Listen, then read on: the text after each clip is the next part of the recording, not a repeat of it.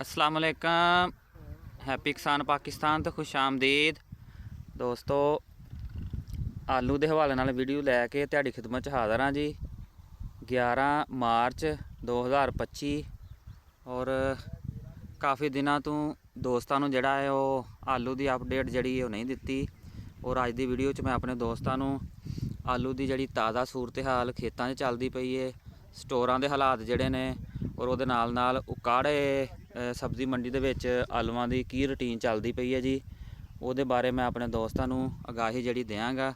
तो जी दोस्तों, सारियां चीज़ां दे नाल नाल आलू दे रेटां दे विच भी शदीद मंदा जिहड़ा है वो आ चुकिया है। जिहड़ा स्टाकिया है वो मार्केट चों बिल्कुल निकल चुकिया है और एक्सपोर्ट जिहड़ी वो भी बंद है और मंडियां दे हालात जिहड़े ने वो भी काफ़ी जिहड़े आ वो पतले चलते पे आ। और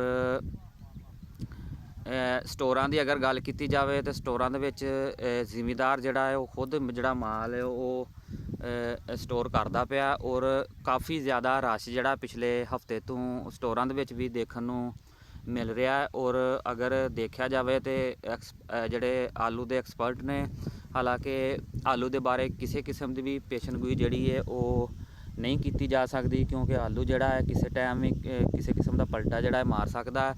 वो एक्सपर्ट हज़रात कह रहे हैं कि आलू दे जिहड़े स्टोर ने वो भी अप्रैल तक भरन दे चांसिस जिहड़े मौजूद ने, क्योंकि उसकी वजह एक ये भी है कि आलू की लेट दे विच मैं अपने दोस्तों पहले भी आगाही दी सी कि स्मोक के बाद पैदावार बेहतर हो जाएगी। बहुत ही ज़बरदस्त पैदावार जिहड़ी आ रही है।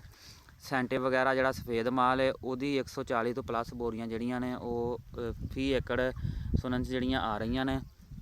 और आलू की ज़्यादा पैदावार आउण दी वजह तो और एक्सपोर्ट बंद होने की वजह तो हुण लोगों का रुझान जिहड़ा स्टोर वाल होया है और ढेरियां भी काफ़ी ज़्यादा जिहड़ियां ने लग चुकियां ने।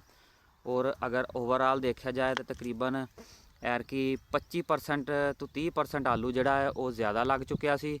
और बहुत सारे एरिया च आलूआं की पटाई जिहड़ी हजे वो पई है, पटाई करन वाली है और तकरीबन रमज़ान जिहड़ा है वो निकल जाना मैं पटाइयां दे विच ही। और आलू बड़ी स्पीड नाल यानी कि जिहड़ा हुण ढेरियां च लग रहा है और स्टोर च जा रहा, मंडियां च आलू जिहड़ा कम जा रहा। और बहुत सारे दोस्त हज़रात जिहड़े ने वो आलू दे हवाले नाल इस साल च नवें सी, बहुत ज़्यादा तजर्बा आलू के हवाले नाल नहीं रखते। और अगर अज देखा जाए कि अज मौसम जिहड़ा काफ़ी बेहतर है, ठंडा है। पिछले 2-3 दिन गर्मी की शिद्दत जिहड़ी काफ़ी ज़्यादा सी। और अगर तुसीं गर्मी दे विच अपने आलू की पटाई करते हो तो कोशिश करो कि आलू नूं नालों नाल ही खेत दे विचों इनू इकट्ठा करी जाओ। और जिहड़ी ढेरी लाउणी है कोशिश करके वो साए वाली जगह ते हुण लगाओ और नालों नाल इनू इकट्ठा करके ते और इनू तोड़िया नूं बाहर जाके जिहड़ा कल्टी करदे जाओ। और जिहड़ी जिस तरह इनू पराली नाल जदों ढप्पना है तो कोशिश करनी है कि इनू एक रात जिहड़ी है वो ढेरी जिहड़ी है खुली पई रहे, इहदी जिहड़ी तपश है गर्मी वो निकल जाए। उस तो बाद अगले दिन तुसीं कोशिश करके इहदे ते पराली पाउणी है और पराली की एक अच्छी तह जिहड़ी है वो उहदे ते पाउणी है, ताकि जिहड़े आलू ने वो तुहाडे कोल 2-3 माह जिहड़े ने वो ढेरी दे विच भी कढ जाण। और कोशिश करो कि ढेरी जिहड़ी है वो साए वाली जगह ते करो और ढेरी नूं बारिश तो बचाउण वास्ते छापर का इंतजाम भी रखो, ताकि इहदे ते बारिश जिहड़ी है वो भी ना आवे। और अगर खेतों दे विच फी मन रेट की गल करिए तकरीबन 1000 रुपये तो लग के 1200 रुपये तक जिहड़ा है वो सफ़ेद का रेट चलता पिया। और सुरख वरायटियां जिहड़ियां वो 1200 रुपये तो लग के 1400 टॉप के आलू जिहड़े एक्सट्रैक्स ने उन्हां दा रेट है। गाहक जिहड़ा फिलहाल वो मार्केट दे विच ना होने दे बराबर ने। और कुछ खबरां आ रही हैं कि रशिया वाल एक्सपोर्ट जिहड़ी दोबारा शुरू हुई है। अगर एक्सपोर्ट जिहड़ी दोबारा शुरू हो गई तो फिर उम्मीद की जा रही है कि आलू के रेट जिहड़े ने वो बेहतर हो जाएंगे। बहरहाल फिलहाल आलू दे विच शदीद मंदा जिहड़ा है वो नज़र आ रहा है। लो जी दोस्तों, हुण मैं तुहाडी खिदमत च उकाड़ा मंडी के जिहड़े रेट ने ताज़ा जिहड़ी सूरत हाल चलती पई है वो मैं शेयर करांगा। तकरीबन 40,000 तो लग के 50,000 बोरी के दरम्यान अजकल जिहड़ा माल है वो आ रहा है। और हल्के माल की गल करिए 3000 तो शुरू हो रहा, 3000 तो लग के 3500 रुपया सफ़ेद माल जिहड़ा वो बोरी का रेट है जी। उकाड़ा दे विच अच्छा माल जिहड़ा 3700-3800 का विक जाता जी। और VIP सफ़ेद माल 4500 रुपये तक सेल हो रहा जी। और अगर रवेरे की गल करिए VIP जिहड़ा वो भी 4500 रुपये की बोरी जिहड़ी वो सेल हो रही है जी। ਸਫੇਦ ਤੋੜਾ ਜਿਹੜਾ ਹੈ ਉਹ 2100 ਰੁਪਏ ਦਾ ਸੇਲ ਹੋ ਰਿਹਾ ਹੈ। ਔਰ ਅਗਰ ਸੁਰਖ ਤੋੜੇ ਦੀ ਗੱਲ ਕਰੀਏ ਉਹ 2000 ਰੁਪਏ ਤੋਂ ਲੱਗ ਕੇ 2300 ਰੁਪਏ ਤੱਕ ਸੇਲ ਹੋ ਰਿਹਾ ਹੈ।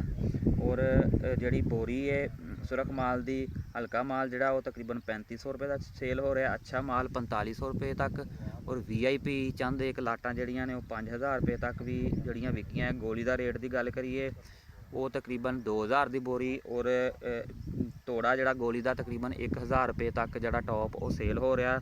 ਔਰ ਆਲੂ ਦੇ ਜਿਹੜੇ ਐਕਸਪਰਟ ਹਜ਼ਰਾਤ ਨੇ ਉਹਨਾਂ ਦਾ ਇਹ ਕਹਿਣਾ ਹੈ ਕਿ ਜਿਹੜਾ ਮਜ਼ੀਕਾ ਵੈਰਾਈਟੀ ਹੈ ਉਹਦੀ ਮਾਰਕੀਟ ਜਿਹੜੀ ਹੈ ਉਹ ਹੁਣ ਬਰਕਰਾਰ ਹੈ, ਯਾਨੀ ਕਿ ਮਜ਼ੀਕੇ ਦੇ ਦਿਨ ਜਿਹੜੇ ਨੇ ਉਹ ਚੱਲਦੇ ਪਏ ਨੇ।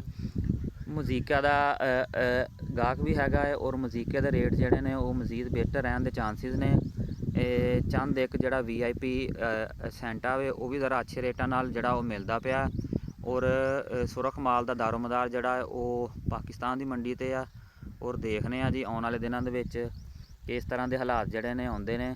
ਤੋ ਜੀ ਦੋਸਤੋ, ਆਲੂ ਦੇ ਹਵਾਲੇ ਨਾਲ ਤਾਜ਼ਾ ਰੇਟ, ਤਾਜ਼ਾ ਅਪਡੇਟ ਜਿਹੜੀ ਹੈ ਉਹ ਮੈਂ ਆਪਣੇ ਦੋਸਤਾਂ ਦੀ ਖਿਦਮਤ 'ਚ ਪੇਸ਼ ਕੀਤੀ ਹੈ। ਮੈਂ ਆਪਣੇ ਦੋਸਤਾਂ ਨੂੰ ਰਿਕੁਐਸਟ ਕਰਾਂਗਾ, ਜਿਹੜੇ ਦੋਸਤਾਂ ਨੇ ਹਜੇ ਤੱਕ ਹੈਪੀ ਕਿਸਾਨ ਪਾਕਿਸਤਾਨ ਨੂੰ ਸਬਸਕ੍ਰਾਈਬ ਨਹੀਂ ਕੀਤਾ ਉਹ ਹੈਪੀ ਕਿਸਾਨ ਪਾਕਿਸਤਾਨ ਨੂੰ ਸਬਸਕ੍ਰਾਈਬ ਕਰ ਲਓ, ਬੈਲ ਆਈਕਨ ਨੂੰ ਦਬਾ ਲਓ, ਤਾਂ ਕਿ ਮੁਖਤਲਿਫ ਫਸਲਾਂ ਦੇ ਹਵਾਲੇ ਨਾਲ ਔਰ ਮੁਖਤਲਿਫ ਫਸਲਾਂ ਦੇ ਰੇਟਾਂ ਦੇ ਹਵਾਲੇ ਨਾਲ ਵੀਡੀਓਜ਼ ਜਿਹੜੀਆਂ ਹੈਪੀ ਕਿਸਾਨ ਪਾਕਿਸਤਾਨ 'ਤੇ ਅਪਲੋਡ ਹੁੰਦੀਆਂ ਨੇ ਤੁਹਾਨੂੰ ਬਰ ਵਕਤ ਦੇਖਣ ਨੂੰ ਮਿਲਦੀਆਂ ਰਹਿਣ। ਅੱਲਾ ਹਾਫਿਜ਼।